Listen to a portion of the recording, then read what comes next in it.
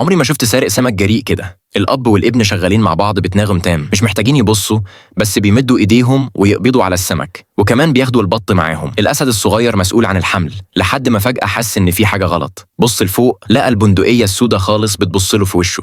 اتخض جامد ودفع البندقية على بابوه بسرعة. على طول ركض بعيد. الأسد الكبير حس بقشعريرة في ظهره، لف وشاف مين؟ البط. على طول هو كمان لف وجري، لكن رصاص البندقية مركز عليه. الأسد الكبير التوى بجسمه من الخوف. في اللحظة دي الأسد الصغير عدى بالصدفة، دفع وحول الهدف عليه. دلوقتي المسألة بقت مين هيجري أسرع. في الآخر الأسد الكبير لسه مش قادر يسبق الأسد الصغير، يقدر بس يستحمل ويستقبل الطلقة بصمت. بعد ما شال الرصاصة رجع حيوي ونشيط تاني، ومرة وقت قصير الأب والابن بيتسللوا تاني وبصوا على السمك الكبير السمين. المرة دي قبل ما يعملوا أي حركة السمك اتاخد من حد تاني. الأسد الصغير متوتر جدا وعايز يندفع وياخده. الأسد الكبير خايف جدا، مسكه بسرعة ووقفه. على أي حال بندقية دونالد داك مش لعبة. الأسد الكبير مفيش قدامه غير إنه يتحمل ويحاول تاني. المرة اللي فاتت ما نجحتش، المرة دي دونالد داك رفع حذره لما شاف السارق بيمد إيده يسرق تاني. بهدوء فتح باب الفرن. أول ما إيد الأسد الكبير دخلت على طول قبض على قطعة فحم مولعة جدا، والابن بيضحك على الجنب.